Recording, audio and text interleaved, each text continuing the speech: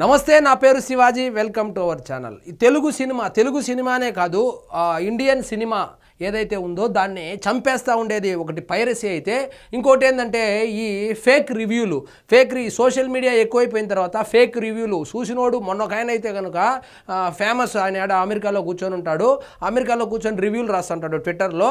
ఆయన అయితే కనుక సినిమానే చూడలేదంట. అంటే ఏంటంటే ఒక సినిమా అక్కడ రిలీజ్ కాకముందే అంటే ప్రొడ్యూసర్ వచ్చి, అరే బాబు మా సినిమా అమెరికాలో రిలీజే కాలేదు కదా, మరి ఎక్కడ చూసినావు రివ్యూ రాసినావు అంటే, మా వాడు ఇండియాలో చూసినట్టు. అంటే రివ్యూ అంటే ఏంది, నువ్వు చూసి నువ్వు ఫీల్ అయింది రాయాలే కానీ ఆడెవడో గొట్టంగాడు చూసి వాడేందో 4 మాటలు చెప్తే దానికి కొంచెం మసాలా యాడ్ చేసి నువ్వు రివ్యూ రాసి 4 డబ్బులు సంపాదించుకోవడం ఏంది.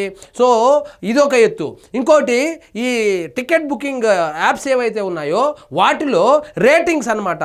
వాళ్ళు ఏంటంటే రేటింగ్లు ఏంటంటే, వాళ్ళు డబ్బులు ఇస్తే ఒక రేటింగు, డబ్బులు ఇవ్వకపోతే ఒక రేటింగు. అదేవిధంగా ఇప్పుడు 2 సినిమాలు రిలీజ్ అవుతా ఉందంటే, ఈ 2 సినిమాలకు ఈ హీరోకో లేకపోతే ఈ హీరో 2 హీరో ఫ్యాన్స్ ఏం చేస్తున్నారంటే, సో ఇప్పుడు సపోజ్ జూనియర్ ఎన్టీఆర్ గారి సినిమా రిలీజ్ అవుతా ఉందనుకోండి, ఇప్పుడు ఒకవైపు రామ్ చరణ్ గారి సినిమా రిలీజ్ అవుతా ఉంటే రామ్ చరణ్ గారి ఫ్యాన్స్ ఏం చేస్తుంటారు, జూనియర్ ఎన్టీఆర్ గారికి నెగిటివ్ రివ్యూలు ఇవ్వడము. రామ్ చరణ్ సినిమా రిలీజ్ అయితే ఎన్టీఆర్ గారి సినిమాకు సంబంధించినటువంటి ఆయన అభిమానులు నెగిటివ్ రేటింగ్స్ ఇవ్వడము. దానివల్ల ఎవరైనా టికెట్ బుక్ చేసుకోవడానికి వెళ్తే ఈ విధంగా అక్కడ 7 స్టారే ఉంది, 8 స్టారే ఉంది, 10 స్టార్ ఉంది అని చెప్పి స్టార్లు చూసి టికెట్ రేట్లు ఎక్కువగా ఉంది కాబట్టి సో మనం ఇంకా అంత డబ్బులు పెట్టి వెళ్ళలేమని చెప్పి డ్రాప్ అయిపోయేటువంటి ఈ సమస్య ఏదైతే ఉందో దానికి చిరంజీవి గారు చెక్ పెట్టారు. ఆయన సినిమా ఏదైతే ఉందో ఈ పండగకు మన శంకర వరప్రసాద్ గారు అనేటువంటి సినిమాకు సంబంధించి సంక్రాంతికి రిలీజ్ కాబోతుంది. ఈరోజు నైట్ ప్రీమియర్స్ కూడా ఉన్నాయి, రేపు రిలీజ్ కాబోతుంది దేశవ్యాప్తంగా. దానికి సంబంధించి ఇక్కడ చూడండి, బుక్ మై షోలో ratings and reviews disabled as per the court order. ఇక్కడ వచ్చి లైకులు కొట్టేది, లవ్ గుర్తులు కొట్టేది, ఆ సినిమా బాగాలేదని కామెంట్స్ చేసేది, దాన్ని తీసేశారు. ఏ విధంగా తీసేశారంటే, ఈయన సుప్రీంకోర్టుకు వెళ్ళి స్టే తెచ్చుకున్నారు. సో ఇప్పుడు మనకున్నటువంటి సమాచారం ప్రకారము 2 వ్యక్తులు స్టే తెచ్చుకున్నారు. ఒకటి చిరంజీవి గారు, అదేవిధంగా జూనియర్ ఎన్టీఆర్ గారు కూడా ఆయన సినిమాలకు సంబంధించి స్టే తెచ్చుకున్నట్లు కూడా తెలుస్తుంది. సో ఇప్పుడు వచ్చి ఈ ఫేక్ రివ్యూలు ఇవ్వడానికి ఇదే కాదు, ఆ సినిమా చూడకుండా రివ్యూలు ఇస్తారు, సినిమా రిలీజ్ అయినటువంటి ఒక గంటలోనే రివ్యూలు ఇస్తారు, అమెరికాలో చూసి రివ్యూలు ఇచ్చి యూట్యూబ్లో పోస్ట్ చేస్తారు, సోషల్ మీడియాలో పోస్ట్ చేస్తారు. చూడు, వాళ్ళ మీద కూడా చర్యలు తీసుకుంటే కానీ సినిమా అయితే బతికేటువంటి అవకాశం లేదు. సో దాని మీద ఉక్కుపాదం మోపుతూ ఇక్కడ చూడండి, ratings and reviews disabled as per the court order. Book my show కావచ్చు, డిస్ట్రిక్ట్ యాప్ ఏదైతే ఉందో ఆ యాప్లో కావచ్చు, రేటింగ్స్ రివ్యూస్ ఇవ్వడానికి కుదరదు. మీకు తోచినట్లు, మీకు చిరంజీవి గారు అంటే ఇష్టం లేదనో, జూనియర్ ఎన్టీఆర్ గారు అంటే ఇష్టం లేదనో, మహేష్ అంటే ఇష్టం లేదనో, ప్రభాస్ అంటే ఇష్టం లేదనో ఇలా రేటింగ్లు ఇవ్వడం అయితే కుదరదు. సో ఇష్టం ఉంటే ఏమో చూడకుండానే లైక్ కొట్టడము, ఇష్టము లేదంటే చూడకుండానే డిస్లైక్ కొట్టడము, ఒక పోస్ట్ అక్కడ పడేయడము, అక్కడ కామెంట్ పెట్టేయడము, సినిమా బాగలేదు ఎత్తిపోయింది అని చెప్పి. సో దానికి చెక్ పెడుతూ సో చిరంజీవి గారు అయితే సుప్రీంకోర్టు నుంచి స్టే తెచ్చుకున్నారు.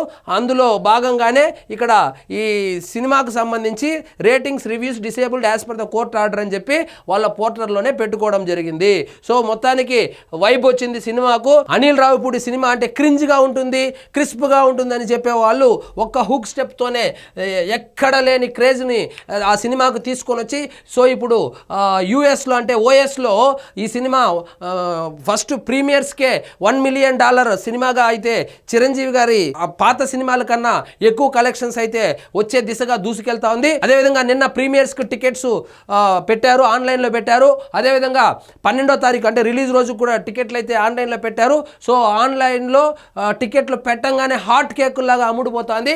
దానికి సంబంధించి సో ప్రీమియర్స్ కూడా ఆంధ్రప్రదేశ్ ప్రభుత్వం కావచ్చు, అదేవిధంగా తెలంగాణ ప్రభుత్వం కూడా టికెట్ ప్రైస్ పెంచుకోవడానికి ఆయనకైతే ఆ సినిమాకు సంబంధించి పర్మిషన్లు కూడా ఇచ్చింది. సో ఇక్కడ ఇంకొక కాంట్రవర్సీ నడుస్తుంది, ప్రభాస్ గారి సినిమాకు ఇవ్వకుండా ఈయన సినిమాకి ఇచ్చారని. సో ఇక్కడ జరిగింది ఏమంటే, దిల్ రాజు గారు డిస్ట్రిబ్యూట్ చేస్తున్నారు నైజాంలో.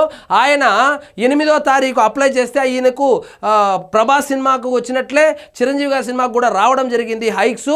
కానీ దాన్ని కోర్టులోకి వెళ్తే కోర్టు వాళ్ళు కొట్టేయడం జరిగింది, హైక్స్ ఉండదని చెప్పారు.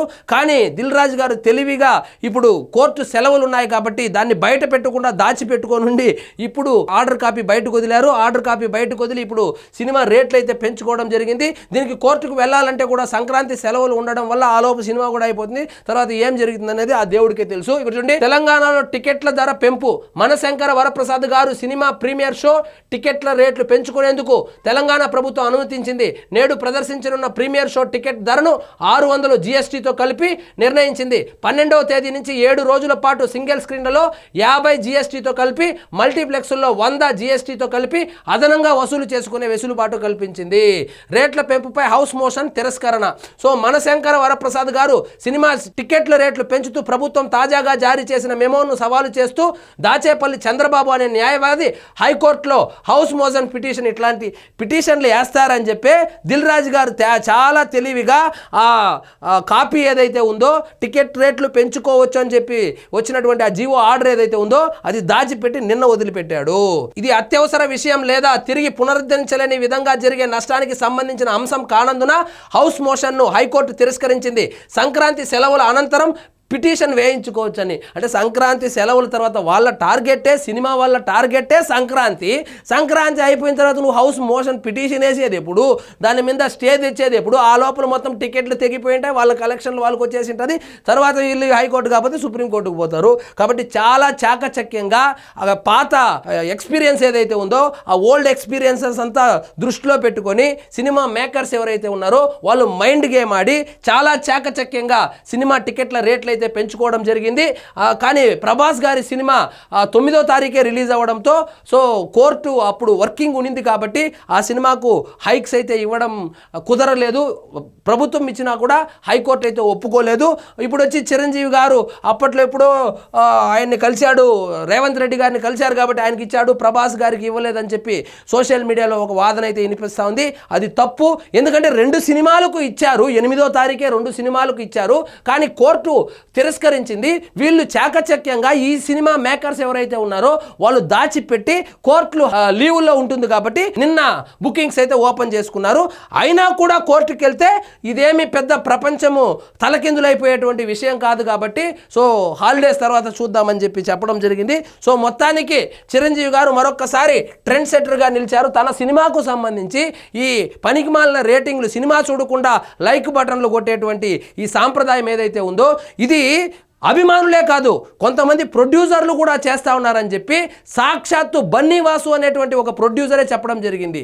సో 2 సినిమాలు కాంపిటీషన్లో వచ్చినప్పుడు ఎదుటి సినిమా వాళ్ళు ఈ సినిమాని చంపేయాలని చెప్పి బుక్ మై షోలో కావచ్చు, డిస్ట్రిక్ట్ యాప్లో కావచ్చు ఈ విధమైనటువంటి నెగిటివ్ రివ్యూస్ రాయించి లైకులు కొట్టిస్తూ ఉన్నారని చెప్పి కూడా ఆయన వాపోయారు. వీటన్నిటికీ చెక్ పెడుతూ సుప్రీంకోర్టులో స్టే అయితే తెచ్చుకోవడం జరిగింది. ఇది చాలా మంచి పరిణామము. ఒక చిరంజీవి గారికే కాదు, తెలుగు సినిమాకు, అదేవిధంగా ఇండియన్ సినిమాకు కూడా ఆయన్ని చూసి ఒక్కొక్కరుగా అందరూ స్టేలు తెచ్చుకుంటే ఇక మీదట ఇట్లాంటి దిక్కుమాలినటువంటి రివ్యూలు ఇచ్చేటువంటి అవకాశం ఉండదు. సో ఎట్టకేలకి చిరంజీవి గారి సినిమా సంక్రాంతికి రేపు రిలీజ్ కాబోతుంది. ట్రెండ్ చూస్తూ ఉంటే ఈ సినిమా బాక్స్ ఆఫీస్ బద్దలు కొట్టేటట్లే ఉంది. మరి చూద్దాం ఏ విధంగా సినిమా ఉంటుందని తెలియాలంటే రేపటి వరకు, అట్లీస్ట్ రేపు పొద్దున్న వరకు వేచి చూడాల్సిందే. సో ఇదండి ఈరోజు మన టాపిక్. మీకు ఈ వీడియో నచ్చినట్లయితే లైక్ చేయండి, షేర్ చేయండి, ఛానల్ మాత్రం సబ్స్క్రైబ్ చేసుకోవడం మర్చిపోవద్దు.